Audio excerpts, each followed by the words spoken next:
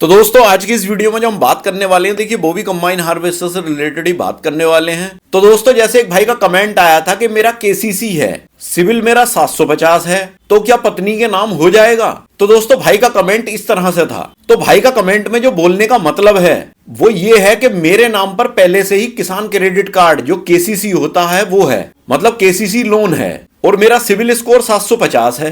तो क्या मैं कंबाइन हार्वेस्टर खरीदने के लिए लोन पत्नी के नाम पर ले सकता हूं, या कंबाइन हार्वेस्टर को पत्नी के नाम में करा सकता हूं लोन लेकर। ये भाई के कमेंट का मतलब है। तो आज की इस वीडियो में हम भाई के कमेंट की पॉइंट टू पॉइंट डिटेल में बात करेंगे। तो वीडियो में लास्ट तक बने रहें, क्योंकि हम जो बोलते हैं सच बोलते हैं। और चैनल पे अगर नए हैं तो देखिए चैनल को सब्सक्राइब कर लें। तो आइए वीडियो शुरू करते हैं।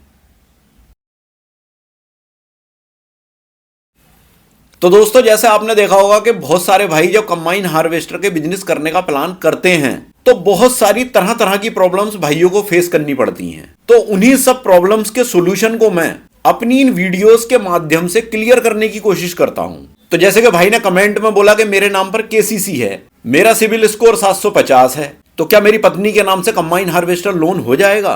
तो देखिए दोस्तों ऐसी सिचुएशन में लोन की पॉसिबिलिटी अच्छी है, लेकिन लोन ऑटोमेटिक गारंटी के साथ अप्रूव हो जाएगा ऐसा नहीं होता। अब मैं देखिए step by step simple points में बताता हूं, मतलब कि भाई की सिचुएशन देख लेते हैं पहले क्या है। तो देखिए भाई के पास किसान क्रेडिट कार्ड केसीसी है, ये एक पॉजिटिव पॉइंट है, इसे नेगेटिव मत समझना, ये एक पॉजिटिव पॉइंट है लोन के लिए। और सिविल स्कोर जो है भाई का वो 750 है, तो देखिए बहुत अच्छा सिविल स्कोर है, कोई दिक्कत नहीं है इससे भी। अब आता है कंबाइन हार्वेस्टर लोन और रजिस्ट्रेशन पत्नी के नाम पर। तो यहां थोड़ा सा प्रोसेस जो है वो डिपेंड करेगा। अब वो कैसे डिपेंड करेगा उसकी बात कर लेते हैं। अब देखिए इसमें लोन मिलने के चांसेस कब ज्यादा होते हैं वो पॉइंट्स में बता दूं।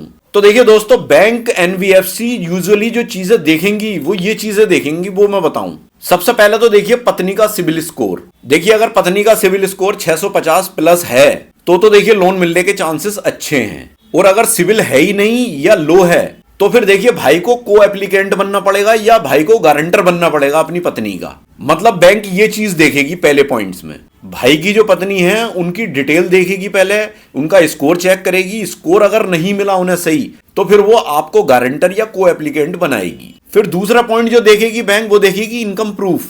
तो देखिए चाहे फार्मिंग इनकम हो, लैंड का रिकॉर्ड नाम में हो या कोई क्रॉप डिटेल हो, कुछ ना कुछ ऐसी प्रॉपर्टी पत्नी के नाम में होनी चाहिए। अगर देखिए कंबाइन हार्वेस्टर भाई कस्टम हायरिंग के लिए ले रहे हैं, मतलब किराए पर देने के लिए ले रहे हैं, तो फिर और अच्छा पॉइंट है। तो फिर बैंक ज्यादा चीजें नहीं देखती, उसमें दे देती है लोन। लेकिन अगर खुद से बिजनेस करेंगे भाई, खुद से चलवाएंगे, तो फिर उसके लिए सारी चीजें देखेगी बैंक। फिर उसके बाद अगला पॉइंट आता है मार्जिन मनी का। तो मार्जिन मनी का मतलब है मतलब डाउन पेमेंट। तो देखिए यूजुअली जो बैंक डाउन पेमेंट मांगती हैं वो 10 से 25% तो मान करके ही चलती हैं, इतना तो डाउन पेमेंट जमा करना ही पड़ेगा। फिर बात करें सब्सिडी की, अगर भाई पत्नी के नाम से लोन करा करके उस पर सब्सिडी भी लेना चाहते हैं तो देखिए अगर स्टेट गवर्नमेंट या एग्रीकल्चर डिपार्टमेंट की सब्सिडी मिल रही है तो अप्रूवल इजी हो जाता है, आसानी से आपको सब्सिडी मिल जाएगी। तो ये तो बात हुई देखिए बैंक भाई की पत्नी के क्या क्या डॉक्यूमेंट्स मांगेगी, क्या क्या वो चीजें देखेगी। अब देखिए मैं भाई को एक प्रैक्टिकल एडवाइस दे देता हूं। तो देखिए कंबाइन हार्वेस्टर अगर आप पत्नी के नाम पर करा रहे हैं तो आपको साथ में को एप्लीकेंट या गारंटर बनना पड़ेगा।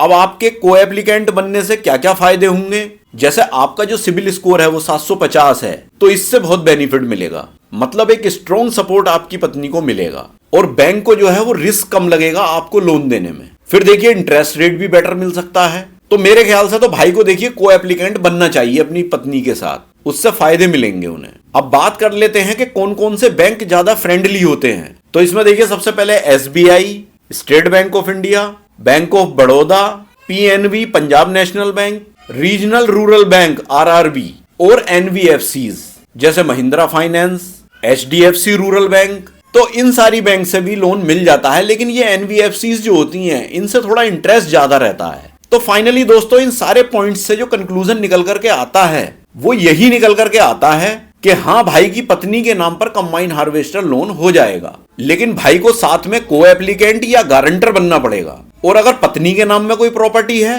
तो सिक्योरिटी के तौर पर वो काम आ जाएगी। तो ऐसी सिचुएशन में भाई को गारंटर या को एप्लीकेंट बनने की जरूरत नहीं है। तो दोस्तों आई होप कि इस वीडियो के माध्यम से भाई के सारे डाउट्स क्लियर हो गए होंगे। और बाकी इससे रिलेटेड किसी भी भाई की कोई क्वेरी है या सजेशन है तो वो मुझे कमेंट बॉक्स में कमेंट कर सकते हैं।